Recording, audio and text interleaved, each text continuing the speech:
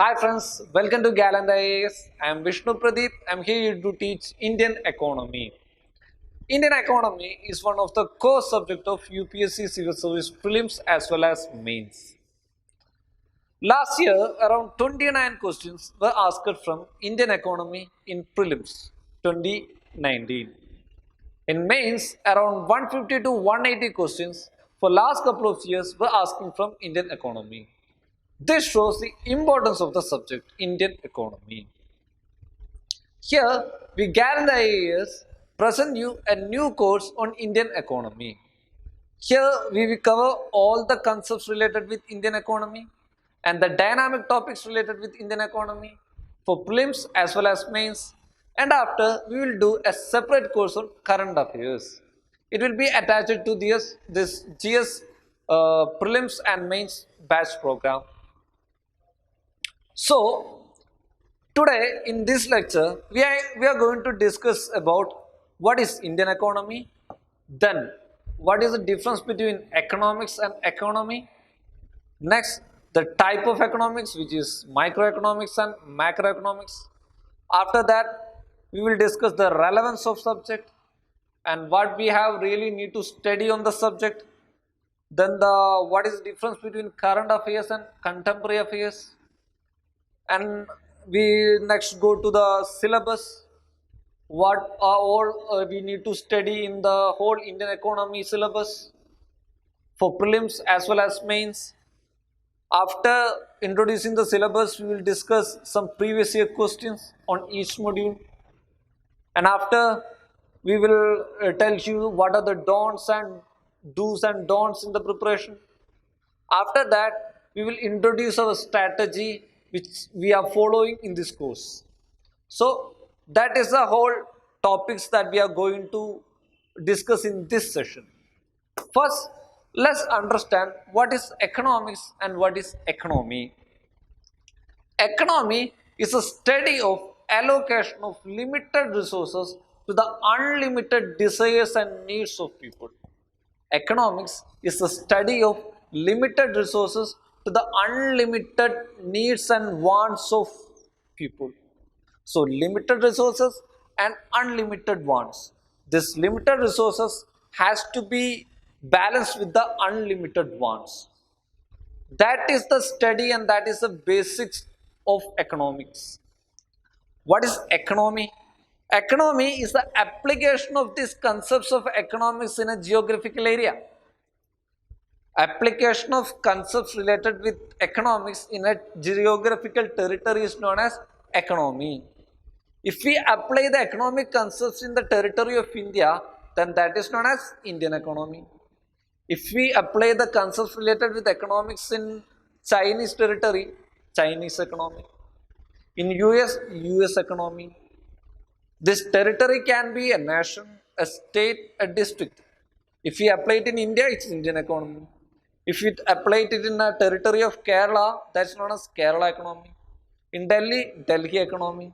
In Rajasthan, Rajasthan economy. If we apply it in a particular district, say Mumbai, Mumbai economy. So it depends upon the geographical territory. Economics is theory. Economy is the application of that theory. Economics is theory. Economy is the application of that theory. For UPSC preparation, you need only to prepare for economy, not for economics. You are not going to write any thesis paper for PhD, or you are not going to prepare for graduation or post-graduation course on economics. So you have to limit your preparation to the economy. You have to understand and you have to study only those concepts related with Indian economy. While we preparing for this exam, the first thing you really need to understand and make aware that first you have to understand what are the subjects, what are the things you don't have to study in the whole syllabus. What are the subjects, what are the topics you don't have to study? That is the first thing you have to really aware about. Then after understand what are the things to study. So you have to first eliminate those topics you don't need to study. For that, you have to make aware and learn the syllabus very well, thoroughly. First, learn and understand the syllabus thoroughly. That is the first thing you have to do. By understanding the syllabus, you can eliminate those topics you don't have to study. Then study what are relevant. So that should be the strategy. As we say, economics is theorem, and economy is the application of those theory. Economics can be divided into two: microeconomics and macroeconomics. Microeconomics is a study of particular market segments of the economy. It is a study of economics at individual level. It is a study of economics at individual level. That is microeconomics. Macroeconomics is a study of economics at an aggregate level, study of an economy. That is macroeconomy. If you study a single household, that is microeconomy. If you study a population, that is macroeconomics. The price and the income and expenditure of particular household, that is microeconomy. Income and expenditure of a population, that is macroeconomy. Price, demand and supply in a particular market, part of microeconomy. Price and price level in a general total economy, that is part of macroeconomy. The price level in a general economy is known as study of inflation. Inflation is part of macroeconomics. Employment, productive capacity of a particular individual household or a particular company, that is part of microeconomy. If the employment capacity of a country, that is part of macroeconomics. So you have to first understand what is microeconomic and macroeconomics. For UPSC, you need to study only macroeconomics, not microeconomics. You have to eliminate microeconomics because there is less cost and benefit for microeconomy. Because for the last couple of years, there is hardly one question asked from microeconomics. But while we're studying and while we're preparing a strategy, you have to follow a cost-benefit approach for each subject, whether it is economic, whether it is polity or environment, history, whatever it is. While we taking each topic, you have to give only those respective time that needs those topics, because you have to analyze the cost benefit approach for each subject, each topic, because you have limited resource, limited time. That is our resource, limited time, and you have to complete a large syllabus. So you have to follow a cost benefit approach for each topic, each subject. In microeconomics, there is less cost benefit. Majority of the questions, 99% of the questions were asked in economics were from macroeconomics. So you will have to give more time for macroeconomics. And all those topics, even we are studying from macroeconomics, should be related with UPSC, Indian economy. Only those topics which are in UPSC perspective have to study. Eliminate all other topics. Your preparation should be for in economy should be based on Indian economy and UPSC perspective. That two things should be go in hand. Next, relevance of the subject. This particular graph shows the relevance of economy in prelims for the last 3 years. In 2019, out of 100 questions which is asked in General Studies 1 in prelims, preliminary examination, 28 questions, out of 100, 28 questions were from economic, government schemes and organization. Those are the topics which are going to deal in this class. Economy, government schemes and organization, 28 questions in 2017. In 2018, 25 questions were asked from Indian economy part. In 2019, the number increased to 29, which means you should have to give 1/4 importance in your total preparation for exclusively for economy. 1/4 importance exclusively you should give to economic preparation. And you have to cover concepts and dynamic part also. Concepts mean basic understanding of the topic. If you understand the concept very well, you can easily cover the dynamic part. So this map shows the trend, also here shows the number of questions asked for last 3 years from each other subjects which we are going to study in our UPSC: environment, history and culture, polity and constitution, science and tech, geography, agriculture, international relations, defense, persons and news, etc. So these these are very this you have to keep more vigilant, because economy is very important. 1/4 you should give importance to economic preparation. This table shows the trend of GS questions asked from economy. In UPSC, I wish you know that there are 4 GS papers. General Studies 1, which deals with history, art and culture, geography, world geography, society, etc. GS2, which deals with polity, governance, international relations, etc.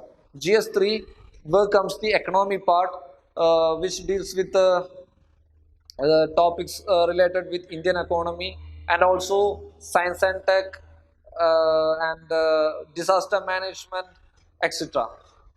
Each GS paper is out of 250. Each GS papers will be out of 250.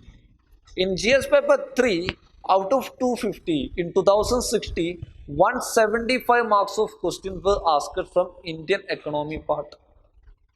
In 2070, the number of questions asked decreased and marks decreased to 140. In 2080, out of 250, 190 marks questions were asked from Indian economy. 2090, 180 marks questions asked from. And also in essay paper, there will be you have 2 options to write essays in economy. 2 options of essay will be in economy. You can write it in economy related subject. So this add importance of economy. And each GS paper will be out of 250 and carries 20 questions. 10 questions of 10 marks and 10 questions of 50 marks. Total 250. And GS3 is the paper which deals with Indian economy. In GS3, 150 to 180 marks question we can expect from exclusively from Indian economy part. So this table and graph shows the importance, relevance of economy that you have to give in your total preparation. Next, what you have to study. In related with economy, only those topics which deals with Indian economy you have to study. Eliminate all other topics. Only those topics related with Indian economy. You don't have to dig deeply into topics related with Chinese economy, American economy. You have to really focus on Indian economy. Restrict to Indian economy. Budget of Indian economy. You don't have to follow American economy budget. You don't have to follow fiscal policy of America. Limit to fiscal policy, which is the government expenditure, government income, government funding policy of India, Reserve Bank of India. You don't have to follow FBI, American Federal Reserves. You don't have to follow inflation trend in China, US, UK, etc. Just limit to Indian trends, Indian inflation, GDP, gross domestic product of our country, Indian economy. So these are the topics you have to study. Next, not need to read all concepts related with economics. As I said, you don't have to read all concepts related with economics. You have to study only those concepts, those theorems, those parts, those in news which are related with Indian economy, which are related with Indian economy. Not whole economics, only macroeconomics, Even in macroeconomics, only those parts which are related with Indian economy. Third point, economics is dynamic as well as static. As I said, static is basic concepts related with Indian economy, GDP, tax system in India, GNP, national income measures, factor cost measures, and external sector of India, and money and banking system in India, banking related topics, etc. So those are the static part, and dynamic, which means economy is a dynamic subject. It is ever changing subject, evolving subjects. Each year, each month, each day, something happening in Indian economy. So it makes a difference in Indian economy. Till 2070, the tax structure we followed changed after 2070 June 1 by we following GST. From there, we will be following GST. So, total tax structures changed. These kind of changes are happening in economy. So, you have to be updated with those changes. This conceptual clarity plus current affair updation, that makes a perfect balance for your preparation, and it will ensure you slot in civil service. So you have to be updated with the current affairs. Current affairs, I mean, GDP is a static subject. Trend of GDP, which is Indian economy is growing or contracting, it is a current affair topic. GDP growth of 2080 will be different from 2070. It will be different from 2060. So you have to be updated with that. GST and the changes happening in our tax structures, current account deficit, trend of our current account, export, import, etc. All those topics have to study. So you have to cover dynamic as well as static part. Next, current affairs and contemporary affairs. Current affairs and contemporary affairs are important part of your preparation, because in prelims only, out of 100 questions, around 50 to 60 questions are asked on basis of the current events or things in the last couple of years. UPSC giving due importance for current and contemporary affairs with a static part. Static part means all those basic concepts in each subject, whether it is economy, polity, geography, environment, all those subjects, basic terms, basic features, basic terminology, all those questions related with these topics are known as static part. Current affair or contemporary affair part are evolving, keep changing. So all those important things or events which are in news for the last 1 year or 2 to 3 years are known as contemporary or current affairs. In that, contemporary affairs getting more importance than current affairs. If we take the trend of last couple of years, there is an increasing trend to asking more questions on contemporary affairs than from current affairs. What is the difference between current affairs and contemporary affairs? Current affairs are those events that happened in the last 1 year. Current affairs are those events that happened in the last 1 year. Contemporary affairs are those events or things happened in the last 2 to 3 years. 2 to 3 years, that is known as contemporary affairs. It may extend to 4 to 5 years also. So those events are known as contemporary affairs. Last year, UPSC asked around 42 questions from contemporary affairs only. Around 42 questions. Only 9 questions from the current year's events. Which means, if we elaborate that, if we are going to write the exam in 2021, all those events from January 20 to June 2021 are known as current affair events. All those events from 2016 to 2020 is known as contemporary affairs. So you have to give due importance and keep focus on contemporary affairs part also. Majority of the contemporary affairs topics which are related to economics, we will cover in the classes itself. And after completing the prelims and mains courses, we conduct a separate section for discussing current affairs, which happened in the last 1 year. That program will be maybe on January or February, but it will be free for all those prelims and mains batch students. So that is the difference between current affairs and contemporary affairs. So the contemporary affairs are getting more relevance than current affairs. Next, let's understand the whole syllabus. For preliminary examination, there is no definite syllabus prescribed by UPSC. By analyzing the trend and the number of questions and the type of questions asked by UPSC for last couple of years, we have prepared a syllabus. And this syllabus contains 6 parts. First part, money and banking, which is the most important part. Second, national income and inflation. Third, financial market. Fourth, public finance. Fifth, external sector. Sixth, sectors of economy. Let's discuss one by one and solve some previous year questions related with each of these modules. First, money and banking.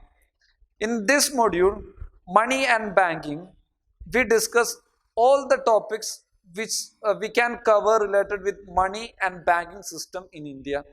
It is very important topic in the economy part, because out of the 29 questions asked last year, around 7 to 8 questions exclusively asked from the money and banking part.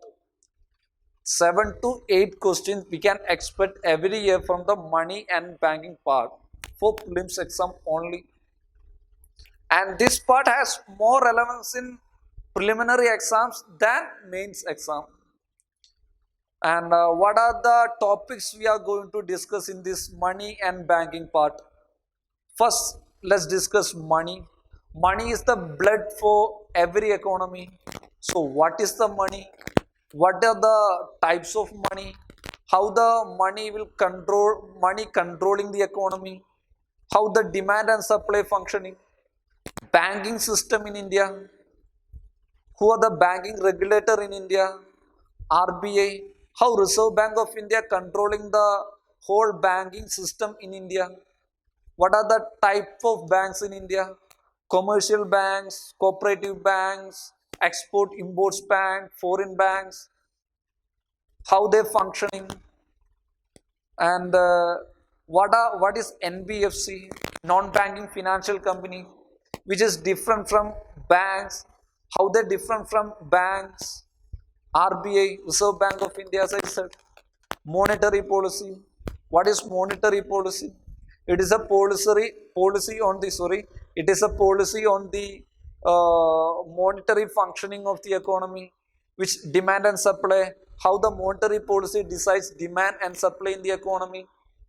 What are the basic tenets of monetary policy? Who decides monetary policy?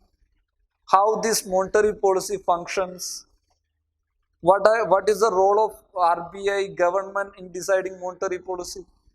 All those topics. Non-performing assets, bad assets. What is non-performing assets? How the assets become non-performing? And what are the features of non-performing assets? How we resolve the problem of non-performing assets? What is the relevance of insolvency and bankruptcy code? Banking regulation. How the banks are regulated. Basel norms. Basel norms is an internationally accepted banking regulation form. So we will discuss the basic features of Basel norms and how they adopted. Insurance sector. Who is the regulator in insurance sector? How the insurance sector of the country functioning? All these topics we will discuss in the money and banking part. Let's discuss some of the previous year questions regarding money and banking. With reference to Indian economy, consider the following: bank rate, open market operations, public debt, public revenue. Which of the above is a components of monetary policy? So this is the format of UPSC's questions. There will be lesser questions which is in kind of direct shoot, which are normally asked in PSC exams. UPSC normally asks questions in this format. You have to pick the right options, and it may contain one or two options. So this is the kind of format that UPSC normally adopts. Majority of the questions will be in this format. And there is also two statement question and direct shoot questions also there. But the advantage of this question is you can make a brilliant guess. Even if you don't know 3 or 4, if you know well about the bank rate on open market operation, which is 1 and 2 options, you can make a brilliant guess and make the answer right. So there is an opportunity for brilliant guess, but you should be thorough on the concept. Which of the above is a components of monetary policy? This topic is related with monetary policy. So you need to know the basic components of monetary policy, features of monetary policy, how the monetary policy works, what is monetary policy. Here the answer is 1 and 2. Public debt and public revenue are not components of monetary policy. So that is a kind of question. Next, with reference to non-banking financial companies in India, consider the following statements. So you need to aware about non-banking financial companies, how it different from banking banks and other cooperative banks, scheduled commercial banks, etc. They cannot engage in the acquisition of securities issued by the government. It is a kind of extreme statement. Majority of the extreme statement that are provided by UPSC may gone wrong. So you can think in that way also. They cannot accept demand deposits like savings account. Here only second statement is right. They cannot accept demand deposits like savings account. That makes the difference between banks and non-banking financial companies. Non-banking financial companies can give loans, advance loan, but they cannot accept deposits. Banks can do both of these two functions. That is the difference between non-banking finance companies and banks. That we will discuss elaborately, detailedly in our classes. So, this is another question. To get the right answer for the questions, you need to understand the concepts thoroughly. So, first and foremost thing is you have to be clear on the concepts. So, that is very, very important. And this is a two statement question. Here, if you know first statement but don't know second statement, there is less probability to get a right answer. If you know if the two statements are right, you can press the both 1 and 2. If one statement is first statement is right, second statement is wrong, then the answer will be 1 only. Second statement is right, one statement is wrong, then answer 2 only. Both of the statements were wrong, then the answer will be D, neither 1 and not 2. It is another kind of question that UPSC generally asks. Third question, it is a direct shoot question. The terms marginal standing facility rate and net demand and time liabilities sometimes appearing in news are used in relation to. Here is the importance of reading newspaper. If you update and daily reading newspaper, you can answer these kind of questions, and it is a direct question, direct shoot question also.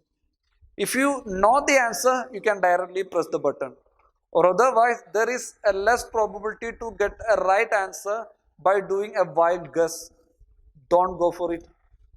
Banking operation, communication, networking, military strategies, supply and demand of agriculture products. Here the answer is option A, banking operations. So this is a direct shoot question, another kind of question asked by UPSC.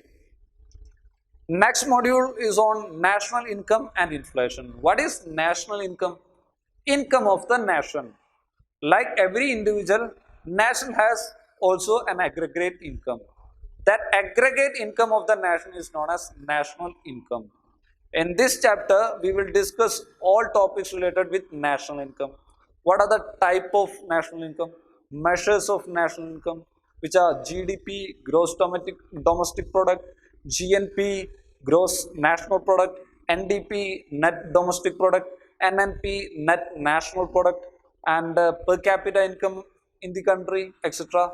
All those measures related with national income we will discuss elaborately, and on basis of which course national income is calculated, those things, what are the classification of GDP, GNP, NDP. In GDP we can classify GDP into real GDP and nominal GDP, how we calculate real GDP, how we calculate nominal GDP, all those things we will discuss in the class.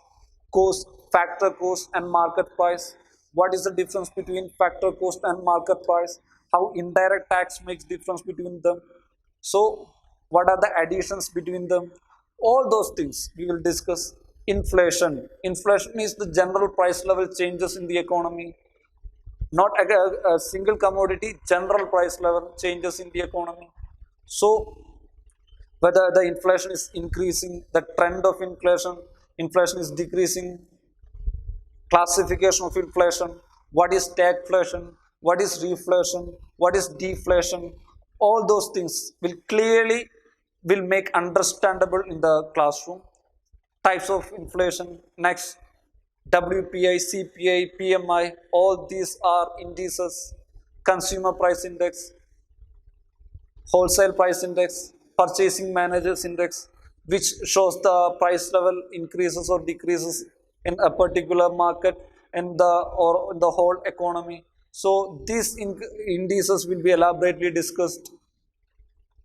Human development indices, different reports published by different organizations, reports published by IMF, World Bank, World Economic Forum, all those topics will be discussed under the submodule reports.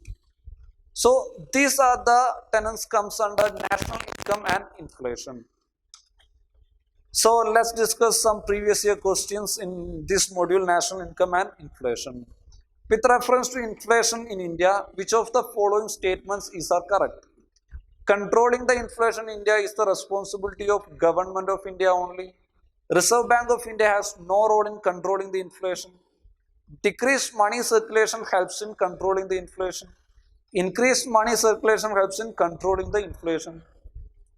Inflation is generally increase in the price level, increase in the general price level. If there is no money in the market, then there will be less demand for goods and services because no one has money to buy goods and services. If demand decreases, then price level decreases. So decreased money circulation, if the availability of money decreased, then it will automatically reduce inflation. That's how our monetary policy works.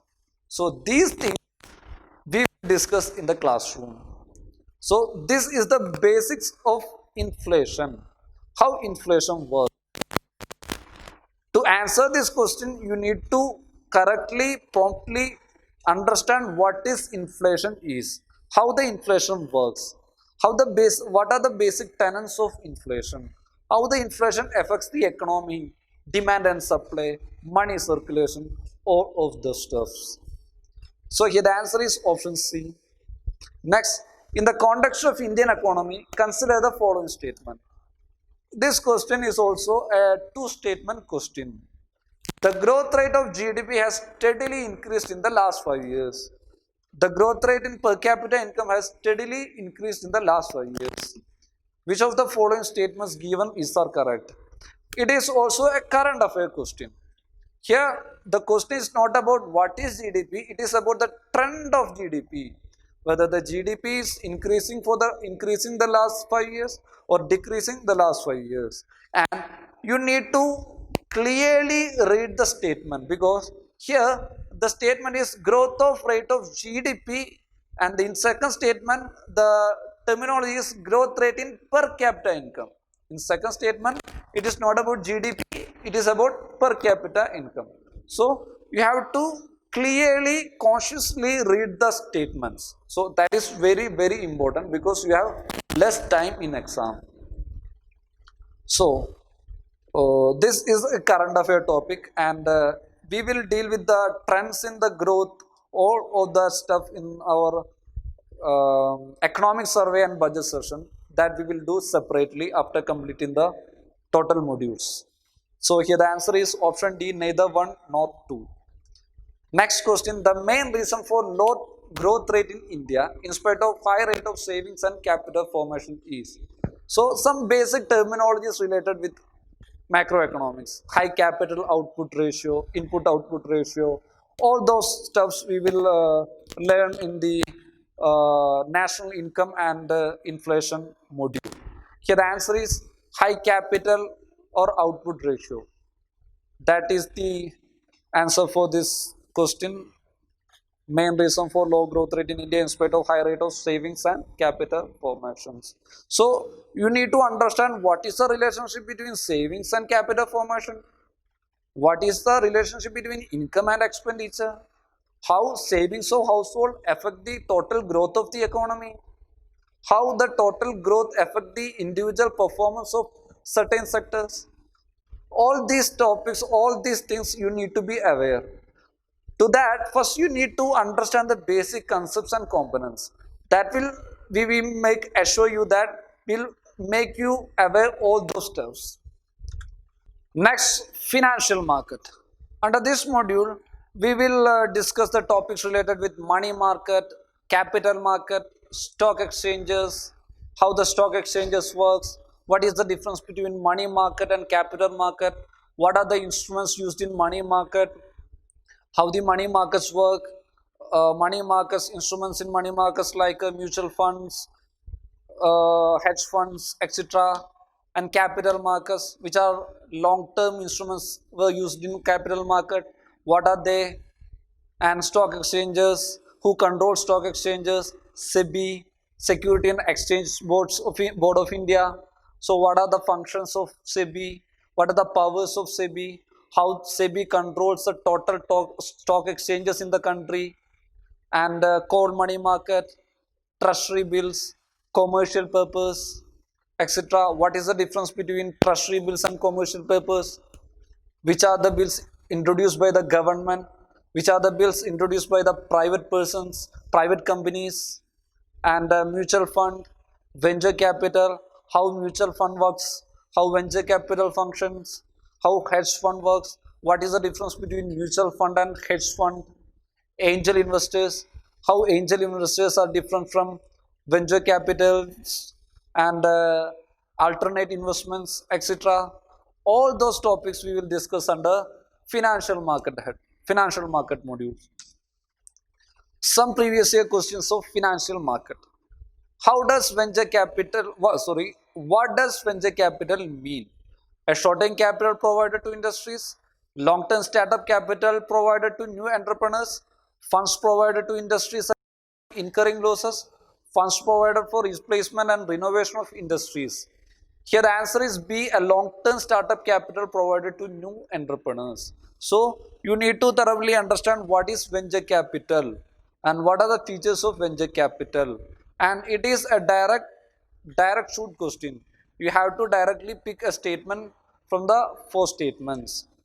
Next, in the context of Indian news in recent times, what is MCX-SX? A kind of supercomputers, title of moon impact probe, stock exchange, nuclear powered submarine. This is a direct shoot question. So you need to know what is MCS-SX. Don't need to know the features of MCS-SX, how it's functioning, who is the head of it. You can answer this question by just reading newspaper, because this is a current affair question. And the answer here is stock exchange. That is the relevance of reading newspaper. You can answer a majority of current affairs question by just going through newspapers daily. So this is a kind of that question. In the context of Indian news, what is MCX-SX? And also it is a direct shoot question. You have to pick directly an answer from the 4 options. Less possibility for wild guesses. 4th module is regarding public finance. Public finance is the finance related with the government, income and expenditures related with government, savings, spending of government. All those topics related with government spending, government income comes under the public finance head. Tax regimes decided by government. In each and every budget, there will be some kind of adjustment in the tax structure of the country. So you need to learn that changes. Goods and services tax, what is GST, how GST is functioning, what are the basic tenets of GST, what is central GST, state GST, integrated GST, what are the rates at which GST is charged, who controls GST, GST Council, what is the structure of GST Council, who heads GST Council. All these topics we will discuss under the public finance, GST Council and goods and services tax submodules. Budget, each year government prepare and present budget. What is budget, what is interim budget, what are the difference between surplus budget and deficit budget, types of budget, and what are the basic things related with budget. Fiscal policy of the government. Fiscal policy of the government means government's policy on their spending. So all those basic features of fiscal policy of government we will discuss in public finance. Revenue deficit, capital deficit. What is the difference between revenue deficit and capital deficit? What are the revenues of government? What are the capital expenditure done by the government? What are the planned expenditure? What are the non-planned expenditures? State of Indian economy, how Indian economy is functioning, whether it is growing or whether its GDP is contracting. What is the trend of growth in India?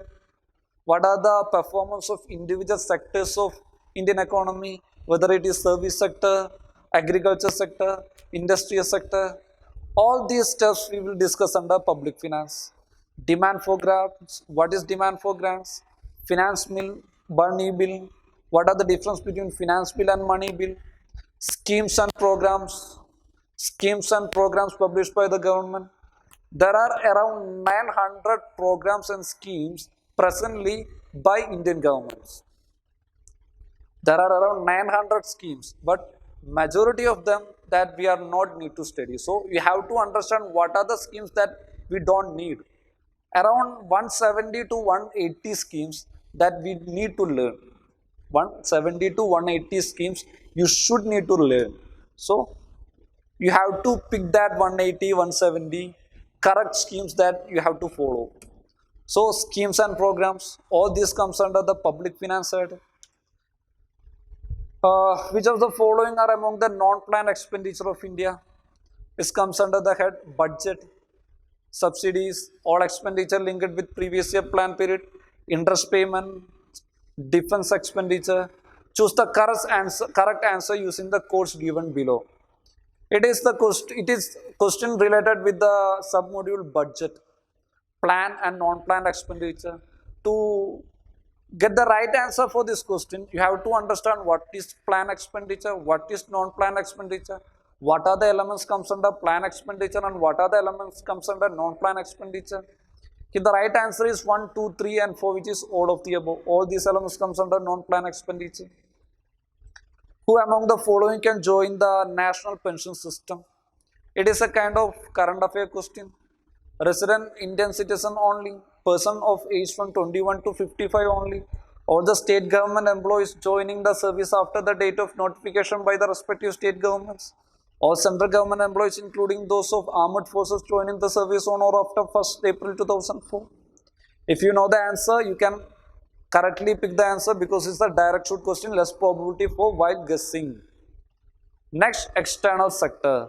External sector is a module which deals with the Indian trade or Indian economic dealings with all other economies in the world. Whether it is remittance from abroad, whether remittance from India, India's trade with China, Australia, Japan, US, UK, whether it is surplus or deficit or trade account, current account deficit, current accounts surplus. In our economy is in our external sectors, current account is in deficit or surplus. All those topics we will deal in external sector modules. Remittance by the immigrants, remittance by the Indians in the abroad, remittance by foreigners in India, trends in remittance, balance of payment of India with different economies, India's trade with China, foreign exchange reserve, what are the reasons for balance of payment crisis, how balance of payment system works, foreign exchange reserves, how what is appreciation of money, what is depreciation of money, exchange rate system, foreign policy related with trade, international organizations, WTO, IMF, World Bank, World Economic Forum, all these topics which will come under external sectors. India's dealing with outside economies. That is the basis of external sector. All those topics related with India's dealings with outside economy comes under external sector module. These are some questions related with external sector previous year questions. Which of the following constitute the capital account, private remittance? The correct answer using the code given below. It is a statement question. You have to pick the right options from here, and there is a high probability for brilliant guessing.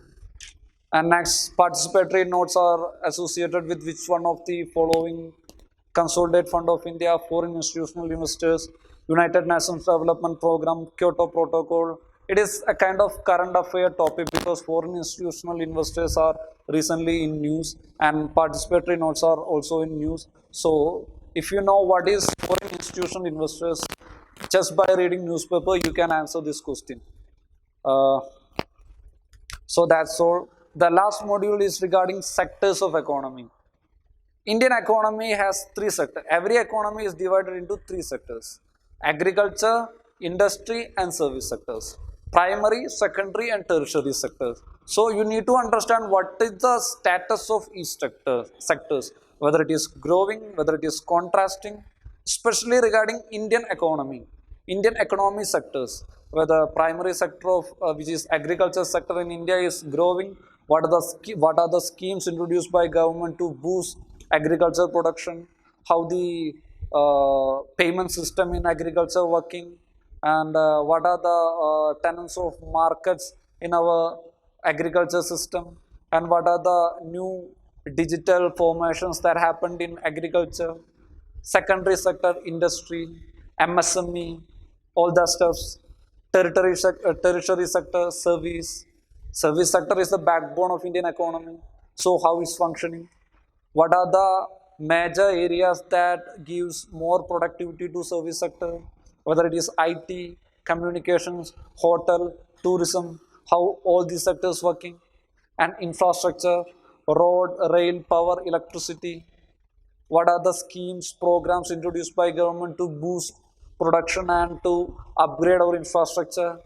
So these all points comes under sectors of economy. We will discuss each will detail in this module. Next, previous year questions related with the service sectors of economy.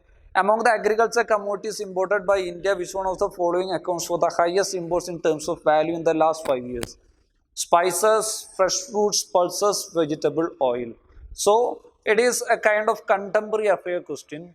You need to read economic survey, gist of economic survey, then you can answer this question, or we will discuss these topics in our class also. So here the answer is option D, vegetable oil. So that is the answer for that question. So that's all about prelims. When we comes to mains, it's generally we need to have an analytical approach to answer each of the questions in mains, because you have to detailedly give answer, you have to write answer. So content creation is very important, and we have to create different perspective for each questions.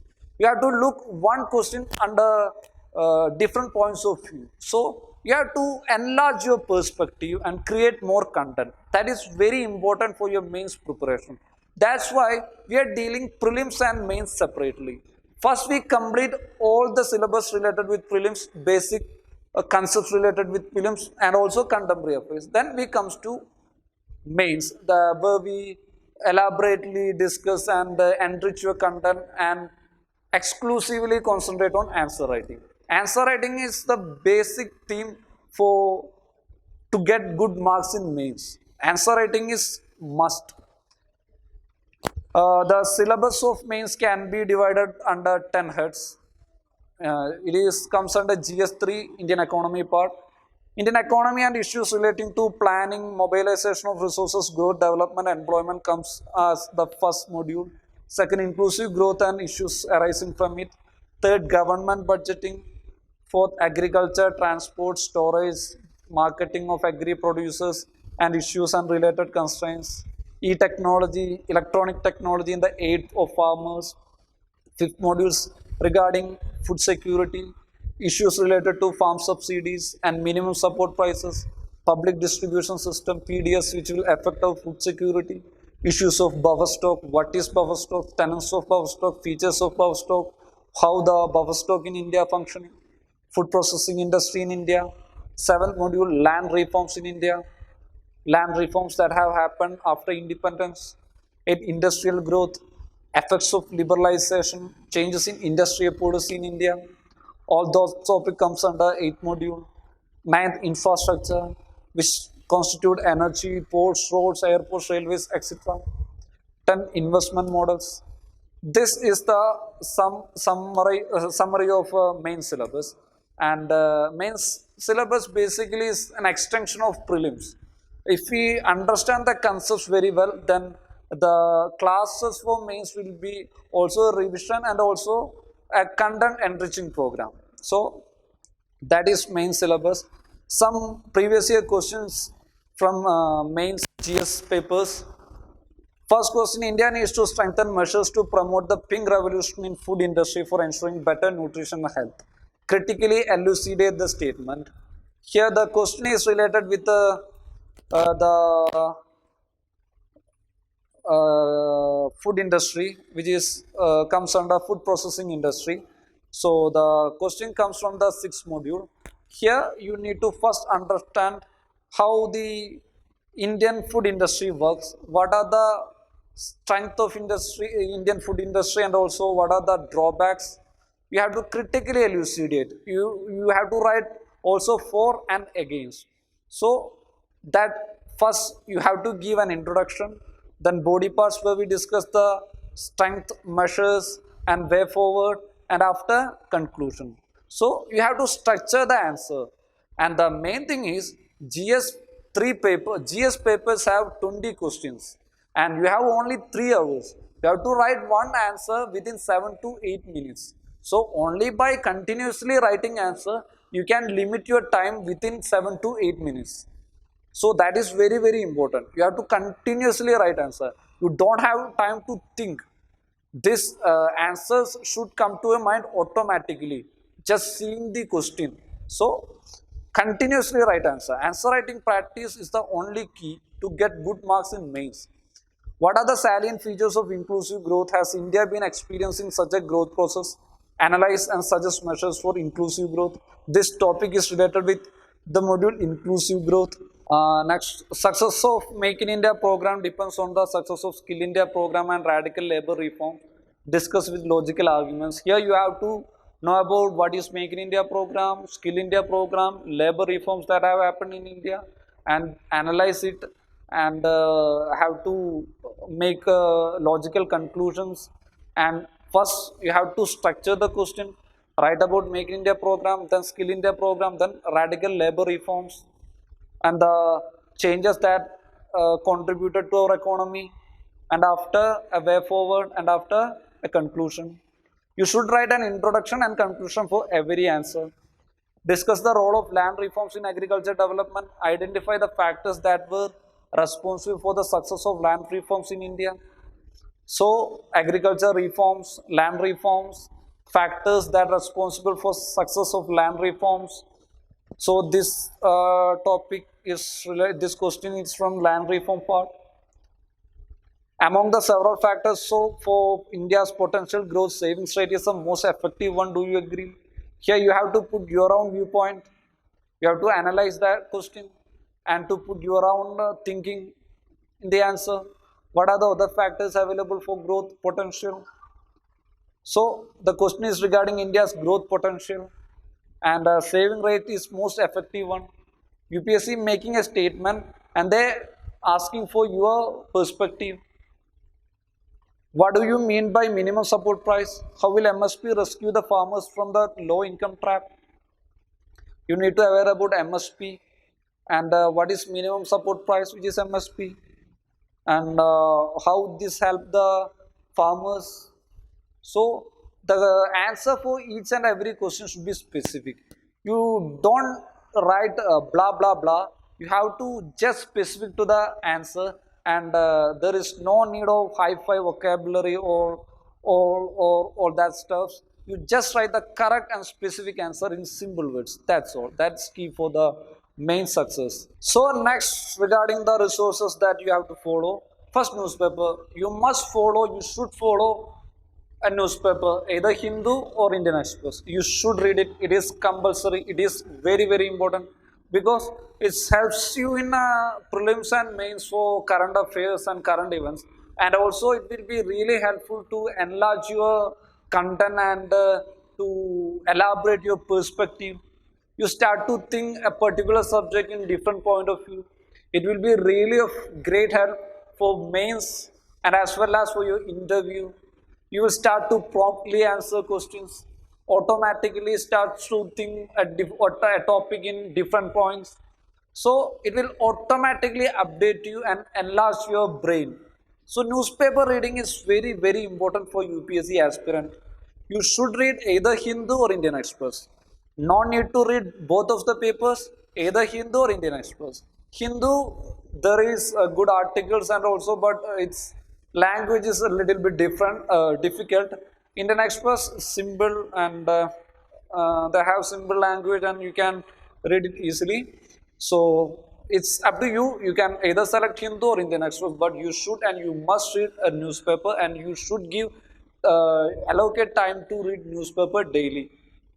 And it should become a habit for every UPSC aspirant. It is a keyword for your UPSC preparations and NCRT 9, 10, 11 and 12. It's all about the basics of economics and no need to in NCRT 2 no need to read microeconomics, only macroeconomics. Class notes, you should be punctual on classes and if you follow classes correctly, then the concepts related things will be clear of and we will make you clear in concepts, and also contemporary affairs we will cover and current affairs we will do as a separate program, and we will also provide you with the course materials which are basically of revision kind.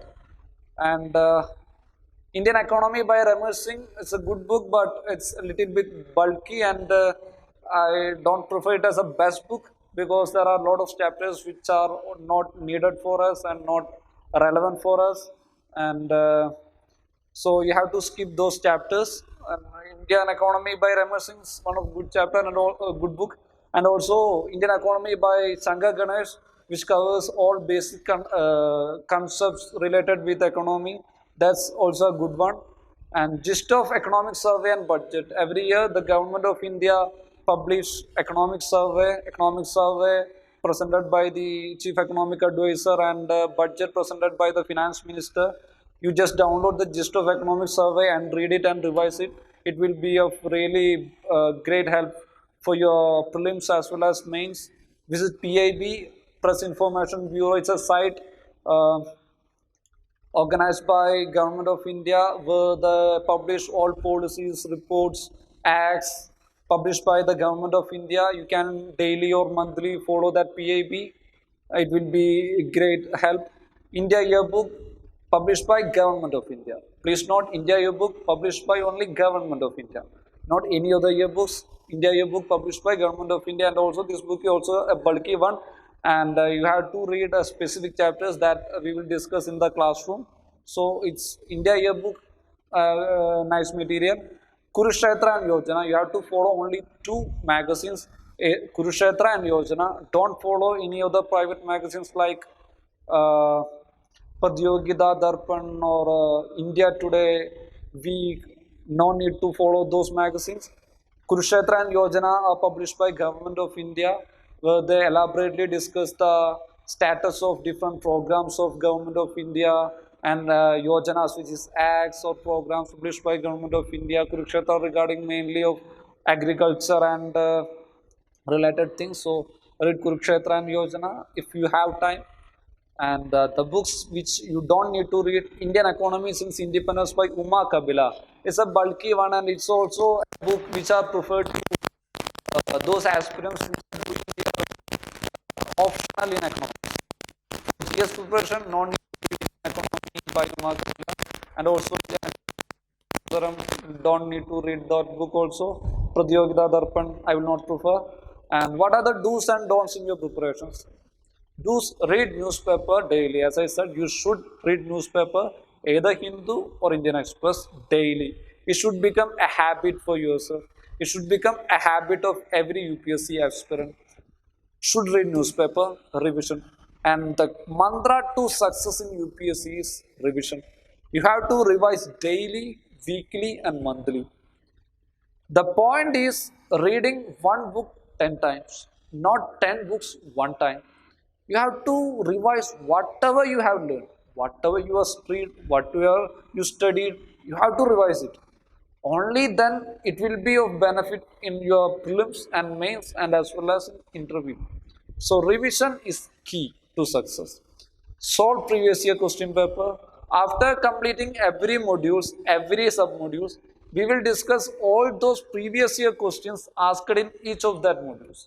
So, and we will provide PDF of previous year questions of each modules. So, you have to solve previous year questions consistently. And don't mug up concepts. Don't by heart concepts. You have to understand it thoroughly. If you attend class properly, we will assure you that the concepts will be clearly defined. You have to understand it clearly. If you have any queries, you can send message in Telegram and we will make your queries answered. So don't mug up any concepts. You have to, don't by heart also. Just you need to understand the concepts clearly. Only then it will make any kind of benefit for your exams. So just try to understand the concepts. No need to study who is who. In UPSC, you don't have to study who is who, which means you don't have to know who is the Chief Justice of India. You don't have to know who is the chairman of SEBI, who is the chairman of RBI, whether it is Raghuram Rajan, Saktikanta Das, whoever it doesn't be a matter.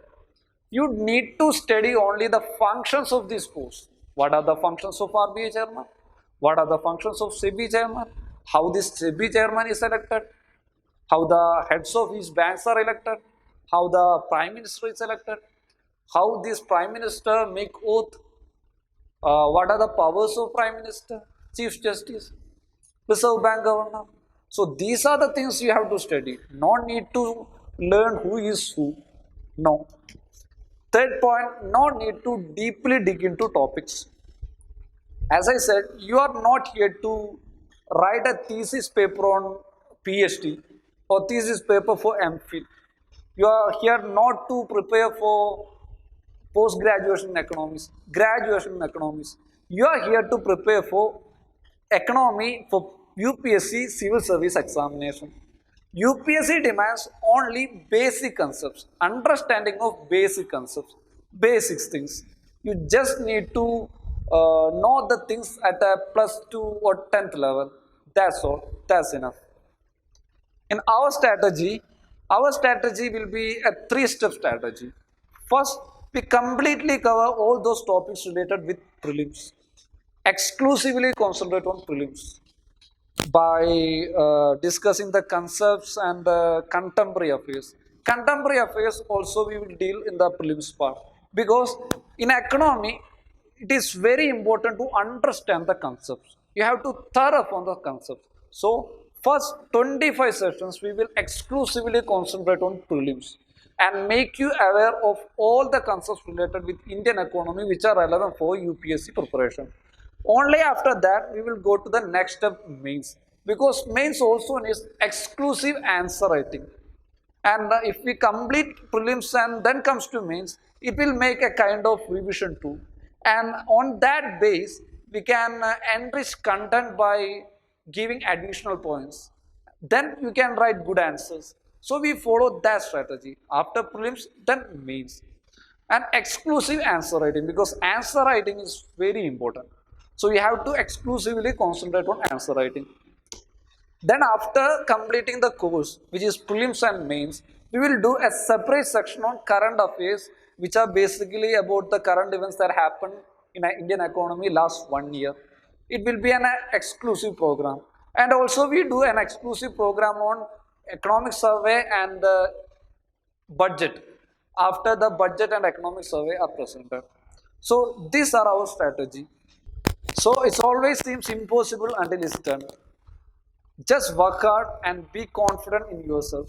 That is the mantra of success, and we will be with you till you reach your success. That's all. Thank you.